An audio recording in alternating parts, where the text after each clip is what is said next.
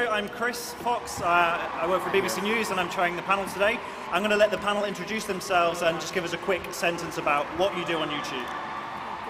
Yeah, we'll start here. All right. Hi, I'm Ollie, or the Orion Sound on YouTube, and I do gaming mainly and also music. Hi, I'm Eman.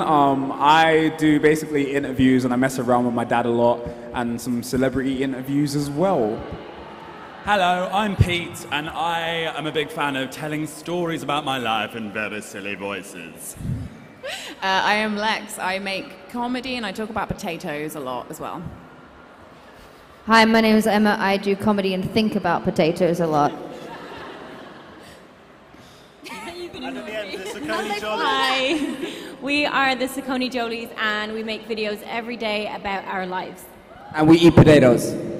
A lot. So that's Anna and Jonathan at the end. What a panel, ladies and gentlemen.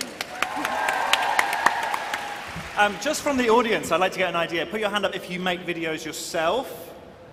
Fair enough. Good. And from the panel, can I get a show of hands if YouTube is your full-time job, if you don't do anything else apart from make YouTube? So you all do other stuff.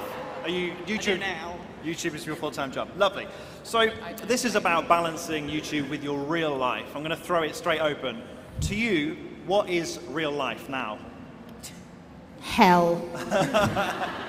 Who really knows, man?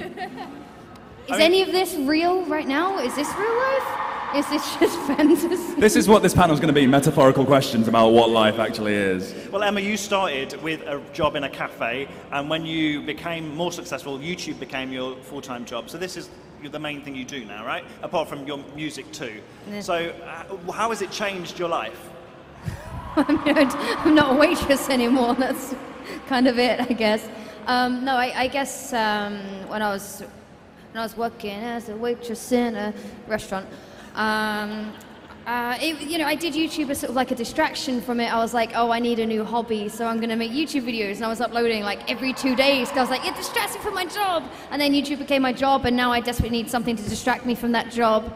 So if anyone has any waitress jobs going, I will do that to distract me. Well, obviously life has just turned on its head, you know. I'm now at things like this rather than serving bacon sandwiches to people, so life's changed a bit. Eman, you started making videos last year. When I spoke to you, you were still at college. How did you balance the two? Oh man, it was tricky as hell. Yeah, because I studied film at college, it kind of worked with what I was doing, so uploading the videos. I'd even use some of my videos for projects in school, so it was quite tricky actually, but we pulled through in the end, you know. I'm here, I'm not dead, so yeah, we're all good. Lex, how much of your time goes into making YouTube videos? How time-consuming is it?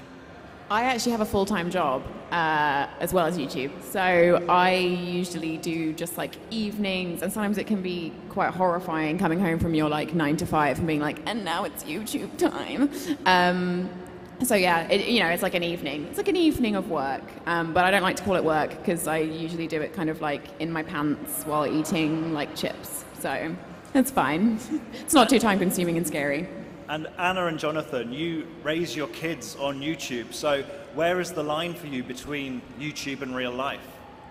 I think there's a big line. We've been doing this for 6 years, and then we've had kids for 3 of those years, I think.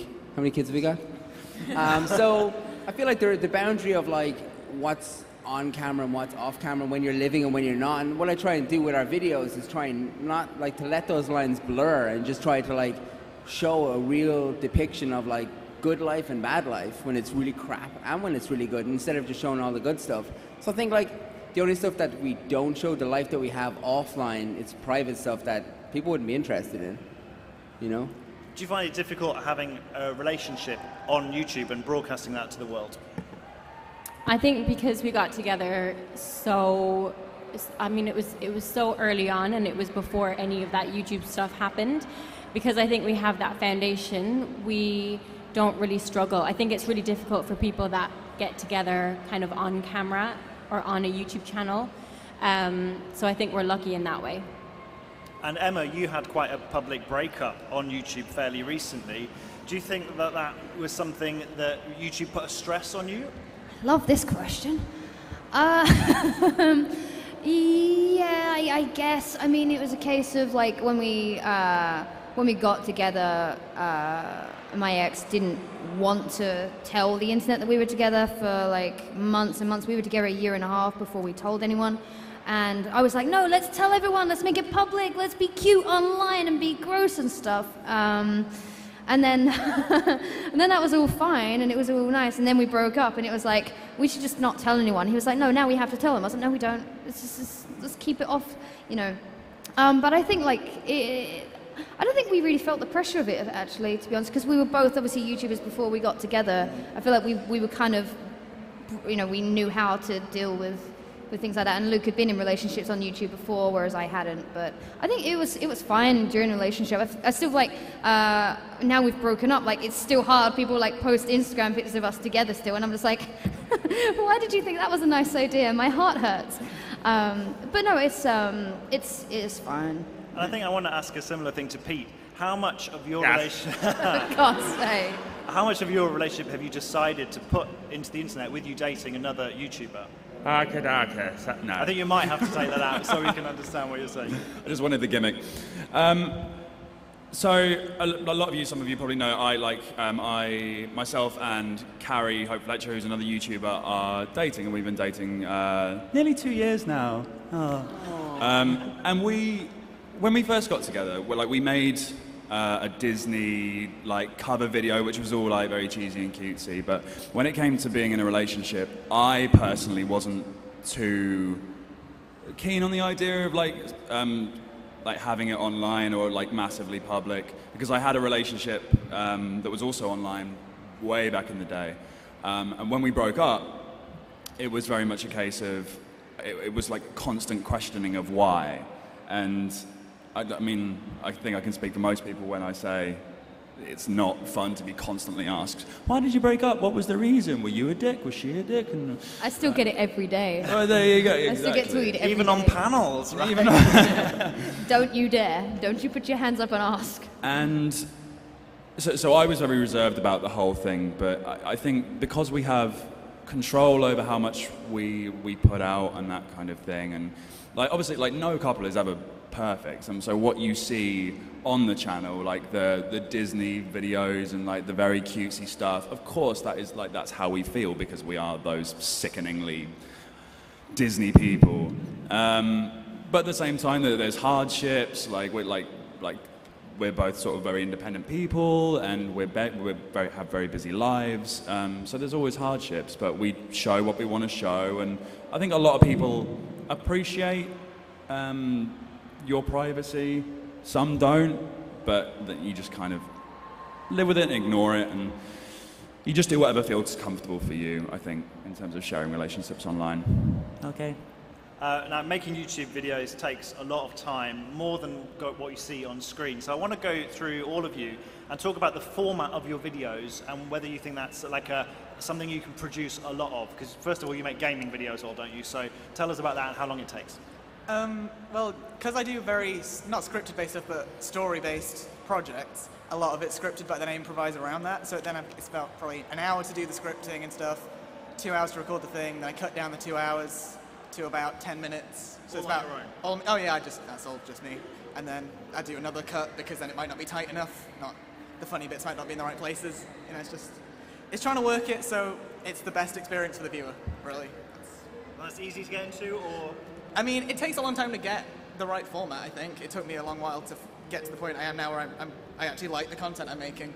But yeah, I'd say if you enjoy, say as gaming, I am a gamer, I enjoy what I do, it's worth just getting into it just to try it, and if it works for you, then keep doing it.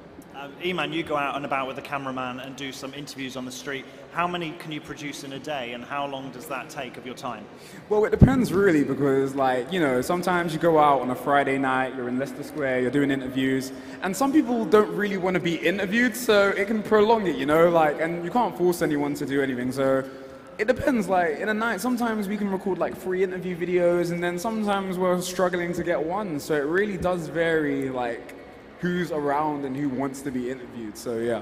And Lex, some of your videos are the traditional sat in the bedroom, but then you also go out and about and add different scenes. How long does it take you to put your content together, and is it something you can bank a lot of in one go? Not so much for me, mostly because I'm incredibly lazy. So if I film one video, I'm like, oh, I'm done. I did that thing. But I'm currently trying to convince like animal rescue centers to let me go and film there, because I literally just want to like touch all the dogs, not in a weird way, in a fun way. And yeah. So that's taking some time, but it's going to be worth it. And on an average day, if I ask the Saucony Jollies at the far end, how long does it like, how much of your time in a day is taken up making videos, and do you have anyone helping you?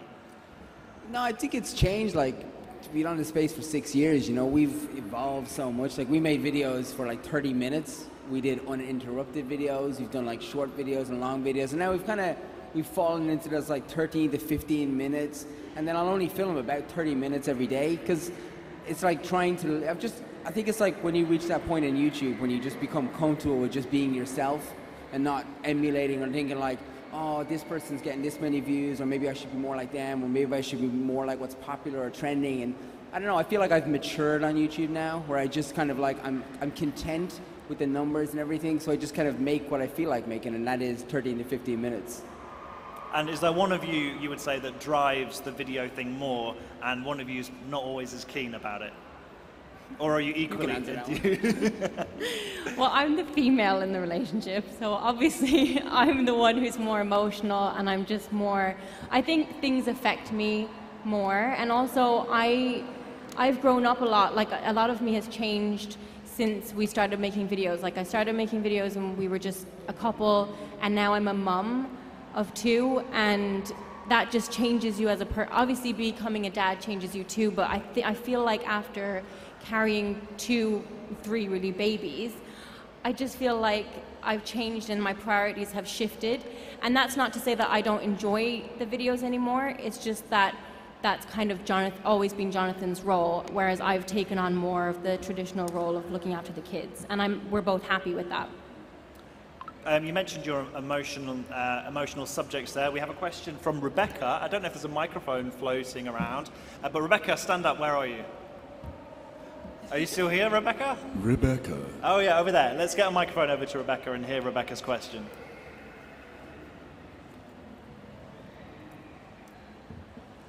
Let's turn it on as well. How do you deal with emotional subjects whilst publicising your life online, like producing content for internet? How do you deal with emotional subjects? I suppose we could start at the far end and move our way along. Is there anything you wouldn't put online, for example?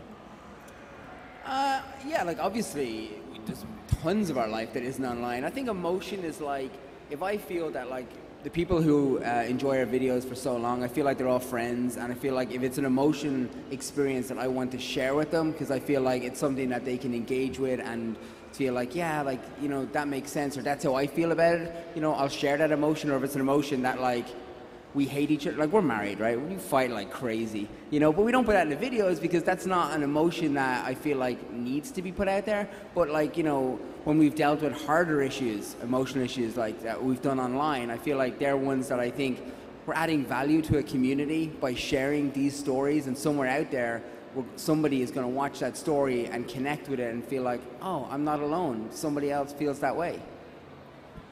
Does anyone else want to chip in on that? Anything you wouldn't put online because it was too emotional? Sex tape. I mean, Sex tape. Wow. I mean, I wouldn't put a sex tape online if that's what you're asking. Well, I mean, it depends on the views, I guess. You know, if it's going real downhill, then you know, if I need a second research, no. You got to balance it, right? Exactly, Because balancing my sex life and YouTube now.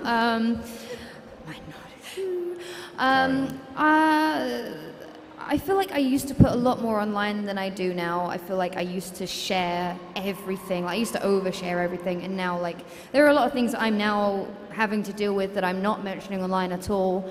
Things of safety and just personal family life and stuff. I feel like I've become a lot more introverted recently. I don't really know why. You'd think you'd get better at being an extrovert online, but I feel like now I've become a lot more reserved. I share a lot less, and it's not because I don't want to be connected with people. I don't know. I feel like now I just want to put like the best version of me forward rather than like, you know, the best and the worst. And, you know, I worry that some people feel like they're not connecting with me as much now that I'm not saying like more personal things. But I don't know. It's just not something that I can really control anymore. I like just putting out nice, funny stuff, and then that'll do. That'll do, you donkey. That'll do. I kind of feel like because everybody goes through hardships, no one has a perfect life, and if I'm ever going to share something like that, like something that I've been through, I kind of want to try and put a message behind it, because I like on my channel I like trying to be as positive as I can, and if I can take something negative that happened to me and turn it around and make it and put it in a positive light for other people to learn from or to like take some kind of advice from, I think that's kind of the best way to go about it. I don't think it very often I would say like I'm going through something whilst it's actually happening. But then once it's done and I've learned something from it, I can try and spread that message as much as I can. I feel like that's quite a good way to do it. YouTubing, of course, doesn't stop with making videos. You have to promote your stuff online, on social media, on Twitter, and that can be constant. What for you is a sacred time where you don't do anything? Do you ever turn off your phone completely and not get involved online? You're nodding. When do you do that? Sometimes, I don't know, like, because I'm busy a lot, so like, if I'm not doing the YouTube stuff, I do CBBC on the side as well. So if I'm not doing this presenting stuff over there, I'm around cameras, I'm around technology a lot, and sometimes I just think, you know what, I'm just gonna take a break. Like, I'm sick of the notifications, I'm just gonna turn off my phone and I go for a walk. How long is your break though? Just like an hour? I'd say so. It's more difficult now because Pokemon Go is out, so I tried to go for a normal walk and then I'm just like, don't touch the phone. But yeah, sometimes an hour, I just take a break out sometimes, just. We had a question from Kira. Stand up and give us a wave, Kira. Where are you?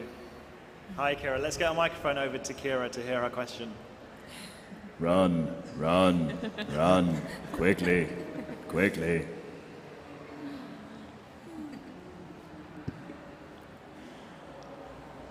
How do you feel when people approach you in the street, like fans approach you in the street? Just makes me look good in front of my parents. I like that. If I'm out with my family, I'm like, oh God, just another. It never happens. It very rarely happens to me. But when it does happen, I'm like, oh, sorry, Mum and Dad. This happens all the time. It's a nice bragging thing, isn't it? Oh, don't mind me, Dad. I'm just going to deal with my legions of fans. And yet it happens like once in a blue moon, kind of like. If you're on a date, it's also great. I haven't had that, but I can't wait for it. I have to date people now. I get so much. I love meeting whoever wants to meet me and like saying hello in the street and stuff. But if I'm ever out with friends, I get so much shtick from them. Like, you get embarrassed, right? You're like, yeah, I do YouTube. Yeah, and they play on that and they go, oh yeah, big superstar.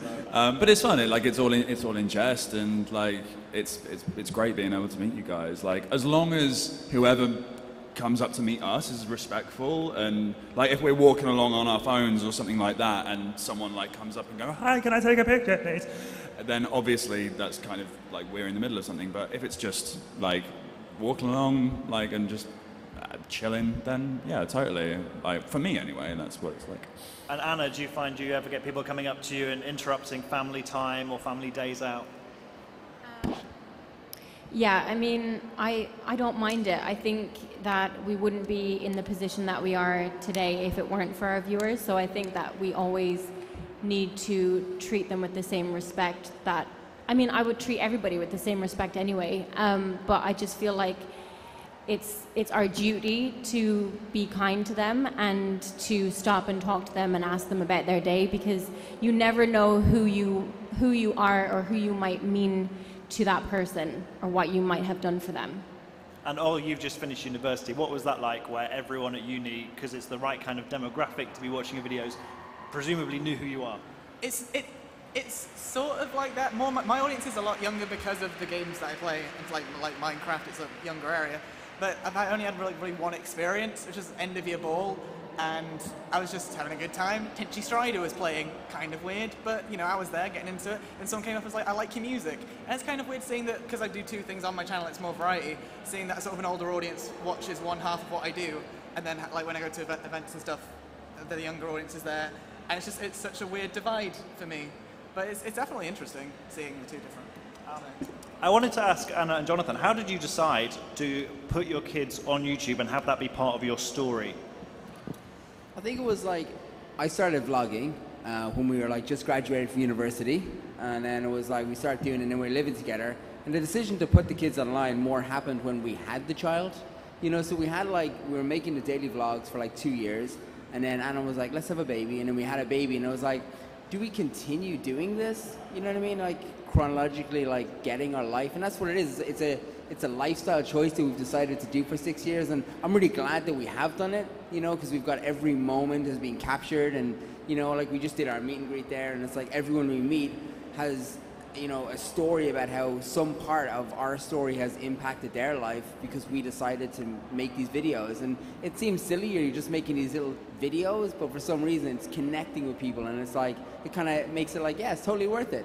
Although there is like a level of trolling. There's you know, trolling is insane now, and obviously having kids makes you a bit more cautious about what you do, and that's why like I would love to bring the family to conventions, but like 3 years ago we stopped, and we go to all the conventions around the world. Kids don't go anywhere. Kids only ever see the vlog camera. They don't meet, okay, they do meet viewers sometimes, but we're just really, really cautious about their like development of meeting people, because it's not normal, you know? But it's kind of normal because we're adults, so we can, like, I know when I meet a viewer, but Amelia is like, this is deadly. Everyone just keeps giving me presents, you know? And you're like, it's not real life, you know? But it is a cool life, because if it wasn't for all the people that watch our videos every day, I get to spend every single day with my kids. I've raised my kid from the day she was born, the day that I have handed Amelia, I've been with her and I've watched her grow up. And if I had to go to work every day and miss that, I'd be really sad. So thank you. I'm going to take a question from Tilly next. So Tilly, stand up and give us a wave, and let's get the microphone over to you. The microphone's over there. Before we come to Tilly, I wanted to ask, what do you do when you have a day off completely from YouTube and you don't have to do anything else? How do you spend your time? Let's start with Oz. I mean, I tend to just sit around and play video games like I would do. Normally, but then I play the games actually. Not that I don't enjoy what I record, but it's a whole separate side of it. Like I sort of have my personality on for that kind of game, and I wouldn't play it separately. So when I'm enjoying what I'm doing, and sometimes I'm always on Twitter, and so it's hard to. I can't like you never stop. No, that's the thing, because like what I record is on a computer. It's hard to separate myself from Twitter, Instagram, all of that happening at the same time, and then I edit on it, and then I watch it back on there, and I see comments, and it's all in one place, and it's hard for me to sort of separate from that. But I just chill and eat food. You know, like I just chill, just chill. Like I said, chill like 3 times, but yeah, it's just chill, do it. But yeah, it's just chill time, just relaxing. Maybe play some Xbox, you know, just layback time, man. So yeah. Pete, how do you relax? Keep it clean. It depends. It depends whether I'm on my own or whether I have my girlfriend with me. Oftentimes we just, like, if I got my girlfriend... No, don't even. I said keep it clean. Good God. Because oftentimes we will just, like, because I love to play video games, she gets really frustrated with video games, so video games are kind of my kind of thing. That's my way of relaxing, it's her way of getting stressed out. So on my own video games, together, Netflix and going for a walk. No chilling. Lex. Good question. I look at pictures of cats on the internet, and I really want to rescue a cat right now. So literally all my free time is spent on animal rescue websites staring at pictures of cats. But it doesn't relax me so much as make me just cry a lot. Do you ever feel like there was a point where YouTube took up too much of your time and you needed to scale it back a bit? I had that. Yeah? I was doing gaming videos every day. I was trying really hard to upload on my main channel every day, and I also had a beauty channel, and I was trying to upload on there loads of times, and in the end I had to force myself to sort of go, you need to take a break once in a while, because my content started getting kind of like a bit more like got shit, really, didn't it? Because like I didn't have the energy to put all this time into it anymore, and you know, I spread myself too thin. So now I force myself to go, take a step back, just make videos when you enjoy them. Do like maybe like a couple gaming videos a week, which I can't do right now because I lost all of my stuff. It's something that now I take like a few days out a week now to spend with my family and stuff like that, and my like mental health and stuff has improved like dramatically in the last few months of just, you know what, I'm just gonna chill, I'm gonna step away from the internet, because I also like take a break from social media now, and it's good. I didn't think I'd be able to do it, and I did it. I'm free. You raise a really interesting point there about mental health, because there is so much pressure involved in making YouTube videos. I want to throw this to anyone on the panel, and we will come to you, Tilly. But how many people on the panel feel like their mental health has been affected by YouTubing and maybe have made decisions on their YouTube channel based on that? I think sometimes the abuse can get to you, can't it? Like, there can just be points where you're like, I can't see another comment like saying that I should die in a hole today. Like, I just don't need that in my life today. And I think especially if you sometimes make videos about more difficult issues, or if people just like to pick on you for some reason, like it can be quite difficult. I put up, this isn't like a difficult thing to talk about, but I put up a video about vegan restaurants. So, you know, not a big personal sacrifice I made making that video, but all the comments, like, I can't read them to you because they're very rude and it's just not appropriate for this setting. But yeah, lots of them just say like, eat chicken, you. Eat bacon, you. That word. Anyway. Yeah. And the thing about YouTube and social media is that it doesn't stop once you've uploaded. People leave comments, you can go away, and even when you come back, people will have left more comments. So we'll take Tilly's question because it kind of feeds into this. Emma, you've spoken a lot about having chronic... In your loudest voice so we can hear you. Emma's spoken a lot about having chronic fatigue syndrome, and I'm wondering how she balances things quite well, but I'm just wondering how she replies to comments. Can you guys hear? One more time in your loudest voice, get the mic right in so we can hear you. Emma's spoken a lot about having chronic fatigue syndrome, and she like balances things really well, like replying to comments on Twitter and Facebook, YouTube, and I'm just wondering how she does it and balances all family and everything. So it's about how you deal with the constant critique. It never stops. I think that was aimed at Emma, but I'm happy for all of you to answer. It's always aimed at me.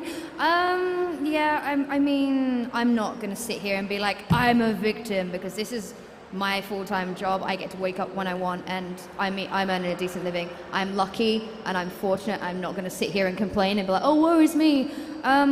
I'm someone, I don't know about anyone else in this panel, but I'm happy to admit this because I'm trying to get over it. I am someone that only sees negative comments. I'm someone that will go down all my comments, I read them, and like there'll be so many nice ones, and I'll accidentally, not on purpose, just keep scrolling, but oh, this is nice. As soon as you see one bad one, it sticks in your head. You're like, oh, great. I'm a slut, I'm a horrible person, you know, I'm all this, I've done this wrong. And then that's what sticks in your mind, you know. If you shook hands with 100 people and the 100th person slaps you in the face, which one would you remember, right? So that's something that I'm trying to get over now. I'm trying to only respond to positive things. But like the constant critiquing with everything you do, it's something that sadly, and I don't like it, it comes with it now. I feel like anything I do, like even if I slip up accidentally misgendering someone, honestly, never on purpose or anything like that, like I'm constantly thinking that's going to come back to haunt me, that's going to end up on Tumblr, that's going to be something I'm called out on. Things that I did like 4 years ago, things I said about people 4 years ago, they still come up, it's still quoted. But it's something that now I've sort of sat back and thought, you know what?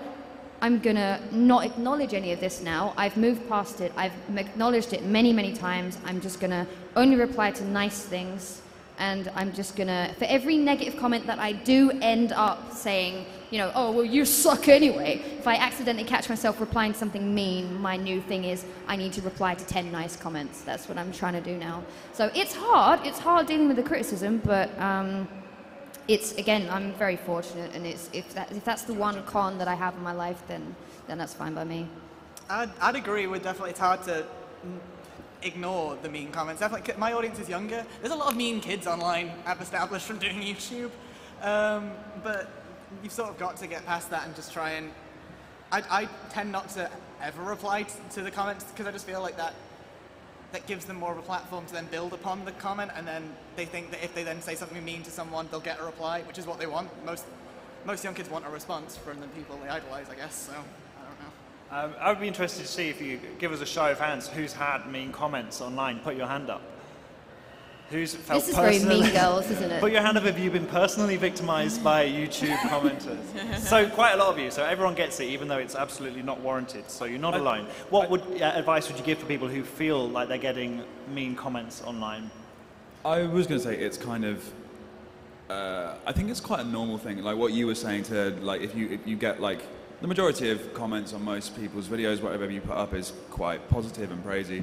And then if there is a negative one, it's just because it's the odd one out. It's the unusual, and that's what your mind sort of jumps to. And it sort of takes you aback a little bit, and then kind of makes you feel for a while. And I think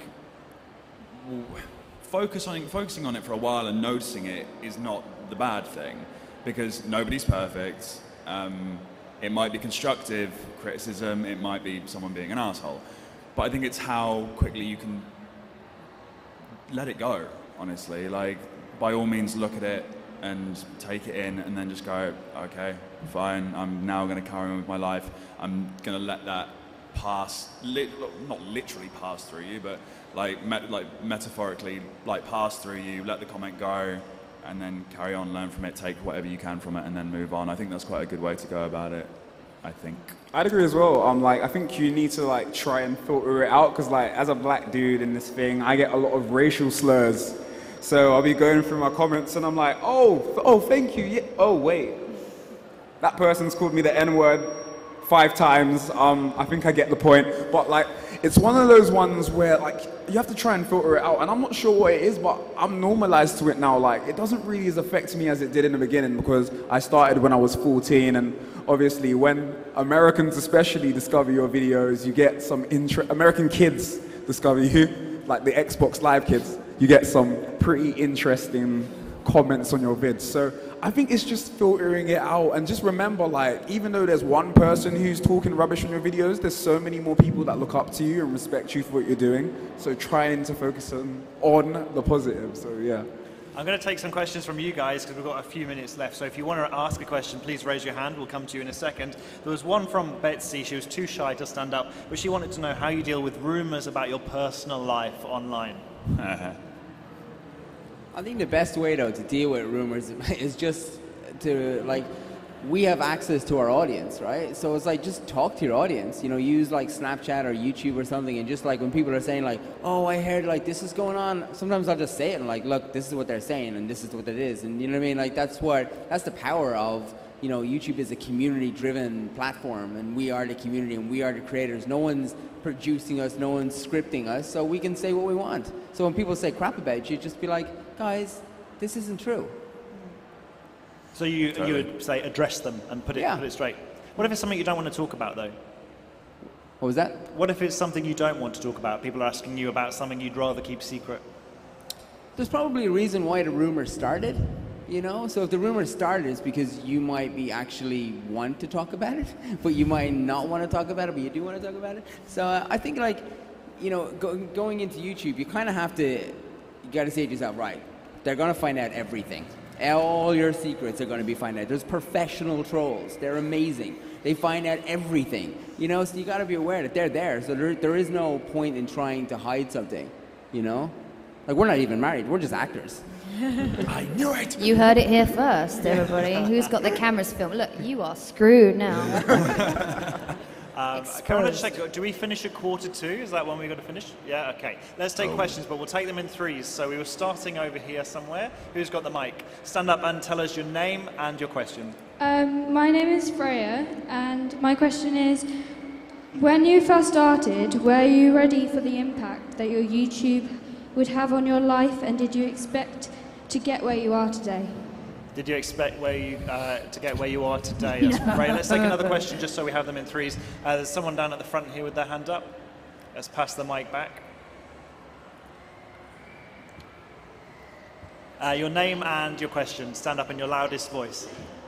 Hi, I'm Nora, and this is kind of for Emma, but anyone can answer. Sorry.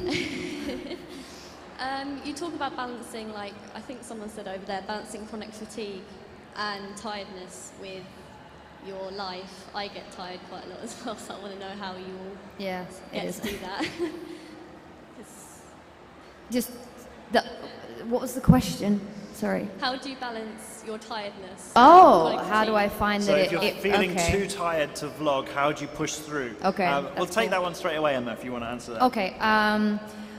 Well, if I'm too tired to film, I don't film. You know, at one point I was, like I talked about my mental health, I forced myself to do more videos. I was like, just work through it. And it makes you more tired and more unhealthy. My chronic fatigue has got a lot better recently because I learned to drink this stuff. It's pure vodka. I just, I've started hydrating, I've started eating better. I've actually started to exercise. I've got abs and everything now. It's great. I don't. I've got pizza abs. But I just, now I just, if I'm too tired to do something, I now know it. I say, look, I'm too tired. I'm not going to push myself. And now I take a day off. But also, the algorithm on YouTube now favors longer content. They want to keep people sticking around, watching more stuff, more ads. Lex, you've been making videos for years and years. Do you think it's changed, and has that added more pressure to you that you can't keep up with? Yeah, I mean, YouTube has changed a lot, and I think most people here would say that they started out just to do something fun or meet people and be part of a community, and then for a lot of people, yeah, now it is their full-time job, or it's definitely something that kind of supplements their full-time job. So it is a different game, like it is a business, and I don't think that's necessarily a bad thing as long as everybody's approaching it with like honesty and integrity. But yeah, it's a different place. There are lots of pressures. People really hang on every word you say a lot of the time, so it can be quite difficult to mess up publicly. And that, as you were saying, kind of can follow you around for a really long time. The job that I have, the full-time job that I have, is a video producer, and I don't know anything about video. I got it because of what I was doing in social media, so it is like an interesting way that it's massively impacted what I do now. And if any of you want to work in social media, my advice to you is just do lots of social media. Magic. Let's take a question from this side of the room. We haven't had any, so let's bring the mic over here. Wasn't there a question about... There was a question, yeah, about whether, when you got started, do you expect to get where you are now? And I suppose we can throw that right down to the far end to Jonathan and Anna, because it's brought you a world of opportunities. You're with Gleam now. Yeah, I think it was like, because it happened for 6 years, we never got some crazy viral hit for one day. I woke up and was like, oh my goodness. It took us 3 years to get like 30,000 subscribers. So it's never been like I woke up one morning and I was like, oh my goodness, we're like super famous. So it's always just been like, we've been allowed to grow with it. But it is sometimes, I say stupid things sometimes and then I forget so many people are watching, and then the next day I'm like, how did that even make a newspaper? I'm like, I was just messing, and then you're like, okay. And then Gleam, as you said, would be like ringing me, being like, you shouldn't say that. And I'm like, well, I'm just a normal person who's flawed. You know what I mean? I'm not trained to have millions of subscribers. I just happen to have them by accident. Let's take this question here. Your name and your question. Who's got the mic? Hi. Hello. Hi. What's your name? I'm Neve. Neve, what's your question? On point.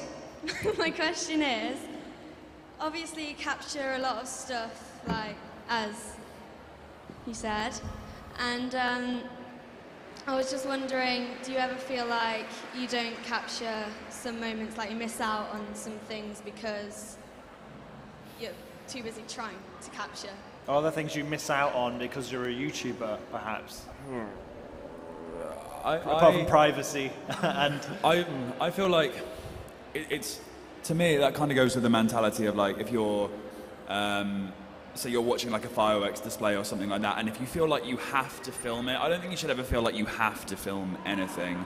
Like, whether you're a daily vlogger or you make like specific content or anything, I don't ever feel like you should have to film anything specific. Or, kind of saying that in a different way, feel guilty if you didn't film it. Because if you didn't film it, then you just experienced it in real life like any normal person would. As soon as you feel guilty for not filming something, then that moment and that memory is kind of then tainted and ruined, because you think, oh, I didn't film it, therefore it wasn't as good a memory, and your brain remembers it as a guilt memory to go back to. So I definitely don't think that's the right mentality to have. You just experienced it if you didn't film it. Yeah. I want to end on something maybe a bit philosophical. For all of you, YouTube is a big part of your life. Putting your life out on the internet is kind of what you do every day in some way. So my question for all of you is, will it ever end? Is there going to be a day when you decide to take your real life back and just stop? Will it end when your career gets to a certain place and you decide to stop doing it? or will you foresee yourself doing it constantly? When will it stop?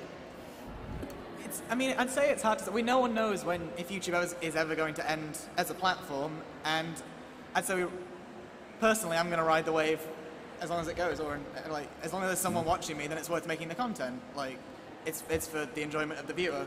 If there's still viewers, then I may as well still make the content. Iman, is there a point where you might decide to quit if a better presenting offer came up? Oh man, that question. I'd love to stay on YouTube as long as possible because being on it for 4 years now, like, and growing up on it, like, there's kids that have grown up with me, and I think a lot of people will be interested to see what I do next, and I wouldn't want to just cut it off, like, because I genuinely enjoy doing it, and some people like introduce their younger sisters to me or their younger brothers to me, and people just keep watching me, and I wouldn't want to do it, but I'll do it until they get bored of me. So, yeah. I foresee myself doing it for a long while. Like, I mean, I'm an actor, and being an actor or any kind of like sort of like performer, creative in that kind of field, the work isn't often consistent.